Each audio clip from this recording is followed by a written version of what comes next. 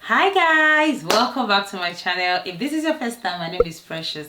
On this channel, yes, this channel, Precious Derrick, I help you understand that family relationship is a work in progress. Now, if you're seeing this face for the first time, I would like you to please press the subscribe button because I know you're going to enjoy this video. So press the subscribe button now, just a few seconds before we continue. Thank you. And also turn on the notification bell, because if you turn on the notification bell, you'll be one of the first to get my video as soon as I post them.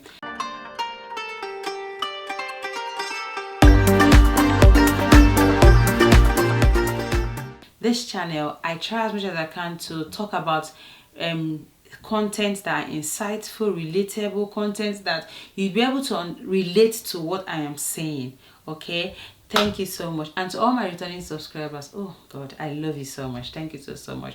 So if you don't know, I'm someone who is passionate about trying to conceive, pregnancy, postpartum, children, marriage, relationship, and all of that thing. So I've made loads, I think over 200 videos on my channel now. So you have a lot to catch up if you haven't seen my video or if you haven't watched all of my videos. So I am so passionate about relationship. I'm so passionate about marriages. I'm so passionate about trying to conceive and all of that. And as a result of my videos, so the videos I've made about trying to conceive, a lot of people have been contacting me, messaging me, which I am very grateful. As much as I can help, I will try my best to continue responding and giving you my honest opinion about things. Now, I've observed that a lot of women who have messaged me are trying to conceive, and they know that they've been checked, they don't have any problem, but unfortunately their partners are the ones who have problems. But the problem is that they have refused to take their medication, they have refused to do the things that they need to do so they can be pregnant and have children, or even be healthy, or even have a good relationship in the bedroom.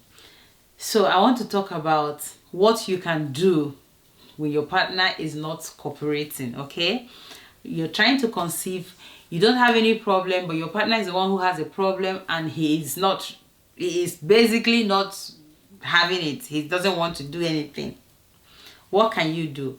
Without further ado, let's get talking because I have a lot to say. So first of all, trying to conceive is a very difficult time for a lot of people. People are very some people get pregnant easily, some people don't get pregnant easily. One thing you want to do if you're someone who is trying to conceive is for you to be on the same page as your partner, because agreement is something that God even respects. When two people are in agreement, God respects that.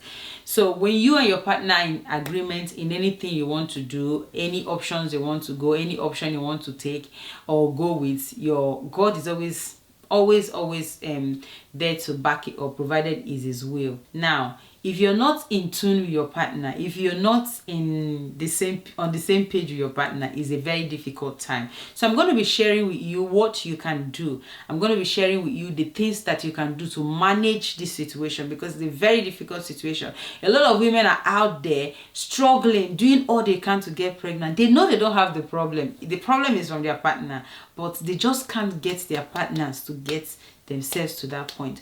Another thing I want to talk about is that women know that when it comes to bedroom thing, okay, when it comes to having babies, when it comes to a man's manhood, men pride themselves. I know a lot of us have heard about the man's ego or man's ego and all of that. A lot of man's ego come from his performance in the bedroom, trying to have children, how much children he can have, apart from finance and all of that thing that they can boast of. This area is a very sensitive area, and this is the reason most men refuse to go to the hospital when it comes to something that has to do with their manhood. They would not go to the hospital. They will avoid it at all costs. So just bear that in mind, that is a very sensitive situation on its own for the man. So what can you do? Precious, please start talking. What can I do? What you want to do is start praying. Precious, please stop. Yes, sis, start praying. Start praying, because every other thing I'm going to say is going to be based on prayer. It's going to be based on what God wants to do. It's going to be based on prayer. Precious, what am I going to be praying about? Pray that God touches his heart. Your husband is a human being that God has created in his own image and his likeness. There is no human being on planet Earth that God cannot touch. There is no human being that God cannot change. Sis, you cannot change that, bros. You cannot change him. There is no human being that God cannot change. It's only God that can change your husband. So start praying that his heart will be touched. Start praying that he would have a change of heart. Start praying that he would begin to understand the importance of this situation and start taking care of himself. Start praying that he would understand how you feel as a wife and start taking care of. Sis, start praying. If you don't know what to pray about, message me. I will tell you what to pray about. Start praying. Sometimes you may not even know what to pray about. Just go at the feet of Jesus and just lay and say, God, I don't even have anything to say, but you know my heart. As a father, he knows your heart. He knows what you're going through. Pray, pray, and pray. After you finish praying, sit down and write down what you want to say in bullet points, because you're going to be having a conversation with your husband. I have come to understand in my course of being married that men are not moved by emotional conversation. Men are moved by logical conversation. When you talk with your head, not with your heart. Men are moved by when you talk with your head, when you engage your head and you speak with facts. You speak with that you've done your research, right? Then you come to speak to them. Write down what you want to speak to your husband. Remove emotion, separate emotion. Tell him how you're being affected. Tell him the reason he needs to take his medication. Talk about his future. Talk about the present. Talk about how the whole situation is going to change just by him having to look after himself or taking his medication. Talk, talk, talk. Remember you've prayed, right, about it. Remember you've told God you want him to change. Now you're going to speak to him. Speak to him. Please speak to him with respect. Speak to him with facts. Speak to him not from a place of you're already quarreling. Speak to him in a calm atmosphere. If I speak to him after sex, right? Speak to him after sex is one time that you can actually speak to your husband. Come from a place of I always say, there's something I always say to myself. If you're talking to somebody and the person is you're trying to negotiate something and the person is telling you these are the reasons why I want this, come up with a superior reason. Come up with a superior reason why you should be doing what you're doing. Talk to him. Talk to him prayerfully. Go in, talk to him, respect with all. However you want to, however you know he understands respect, speak to him. After speaking to him and you find that bros is not changing, find somebody he respects. Now, if you're married to a man who does not have anybody that he is accountable to, who does not have anybody that he respects, sis, you're in trouble. You're in trouble. You are in trouble. You are in trouble. If you're married to somebody who you cannot speak to, who does not have anybody you can speak to, you are in trouble.